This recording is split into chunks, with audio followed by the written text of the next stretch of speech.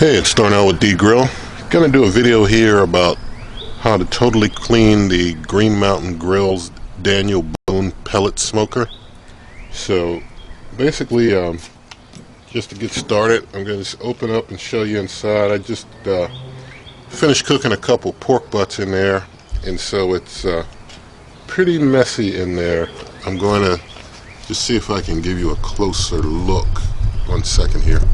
Alright, you can probably see that it's pretty messy in there, but you're probably thinking, oh, you know, I put a liner down, and I basically used an oven liner that I just cut the end off of to try and catch most of the drippings. And you're probably thinking, well, you know, I can probably take this out and take this liner out, right? And you're probably thinking from there, you know, look how clean it is. It's all clean, right?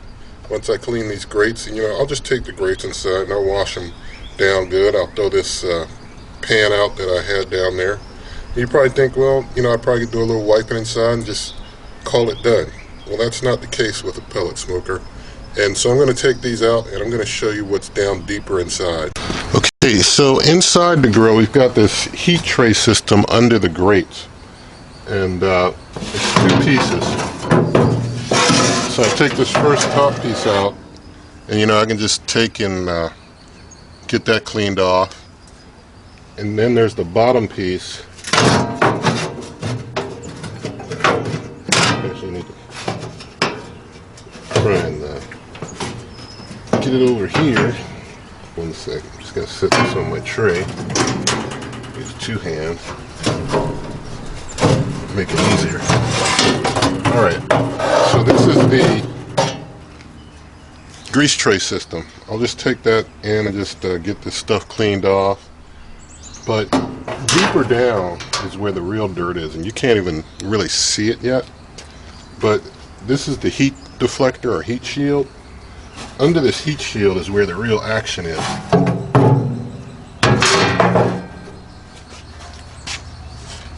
As you see in there, that's where the real action is at. I'm going to give you a closer look at that. Okay, so now you have a look inside here. As you can see, it's a lot of mess. All that stuff that is getting down there in the bottom, you got to clean out. Also, the firebox over time gets real dirty in there. You want to clean that out because all that stuff in there has an adverse impact on the cooking of the grill. So that's why you want to clean a pellet smoker out every maybe after every couple cooks, or you know, if I have a big long cook, you know, slow and low, then I'll do it after like maybe a 14 or 18 hour cook. But you know, usually like every couple cooks or so, you want to clean it out because you got to get this stuff out or it's going to adversely impact your cooks, and you don't see it on the surface, but you got to get down there and at least get this stuff cleaned out. So I'm going to show you how I do that with the shop vac. Alright, so I've got my shop vac hose here, and I'm just going to clean out the inside there, and I'm also going to clean out the heat shield just to vacuum them all off. You'll see me going down right into the firebox, trying to get that soot out of there and all around, so I'm going to start that.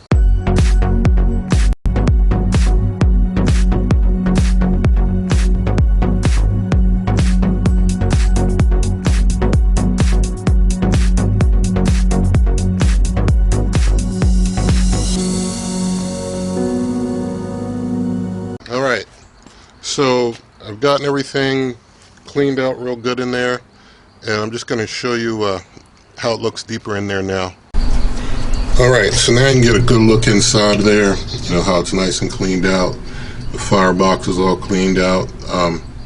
I will say, you know, the Mountain Grills do try and do a little self-cleaning in the firebox to get some of what was in there out a little bit. That's why you were able to see kind of the heating bar there, but it's still really not good enough. You want to just kind of get down in there, get that all cleaned out. And now I'm going to do something that goes against the manual, but I found from experience is the best thing to do.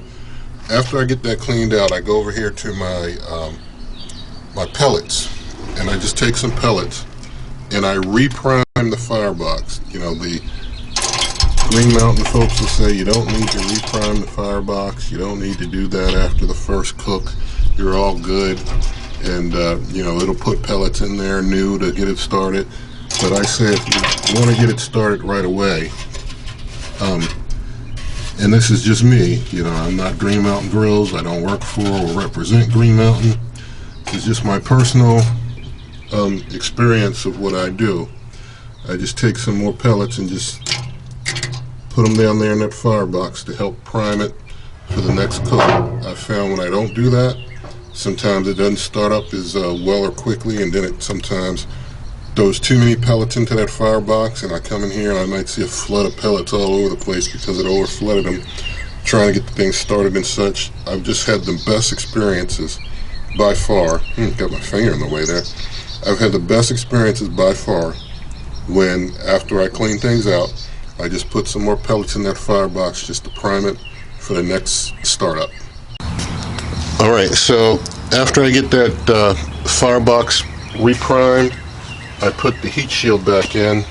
The heat shield always goes in with the bar, this gap in the bar going this way for that bar that the pellets come through the pellet auger.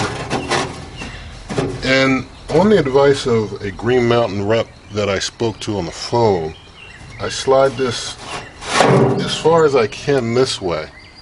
I used to kind of try and put it as much center as I could for the heat, but he did mention to put it this far, or put it as far this way as you can. That's what he told me on the phone, and it's worked out well, so I just continue to do that.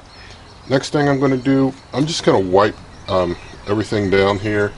I'm going to just wipe all around and try and wipe even down in this little grease catcher some, and just try and wipe everything around, you know, wipe everything off here, wipe all this gook off there, wipe off, you know, just give it a good wipe down, and I'll bring you back after I just get things wiped down pretty good.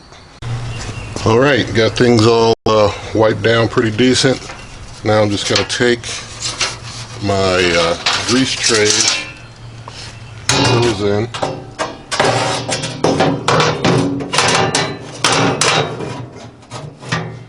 In this bottom grease tray, you have to make sure that you put it on the, let me show you where it has to go here real quick.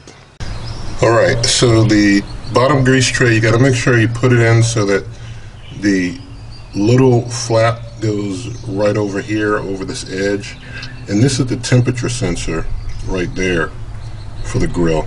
And you want the flap here so that it's on a downward slope, and then the big long downward part of it goes right down into the grease catcher hole there.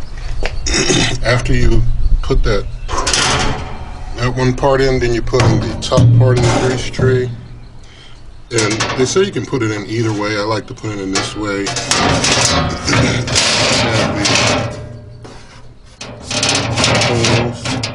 When I'm doing my slow and low cooks, I just slide it down a little bit, and those are closed. If you're doing a hot and fast cook, they say like maybe over 350, over 450, then you show those holes like that. So I'm putting that back down in the slow and low position. Alright, now that I've got my drip pan system in there, I got myself some of the official Drip Easy pellet grill drip pan inserts made especially for the Green Mountain Grill Daniel Boone. And interestingly enough, they staple them at the top, so it's like when you try and get one out, you might rip a piece off. So here's the one, and as you can see,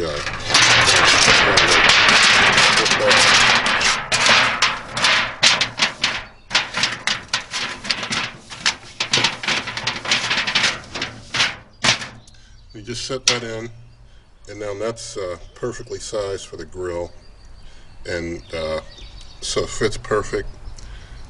And you know, now when I have stuff put down, it'll go straight down. I should not have to clean that drip pan system anymore. So I'm gonna get my grate.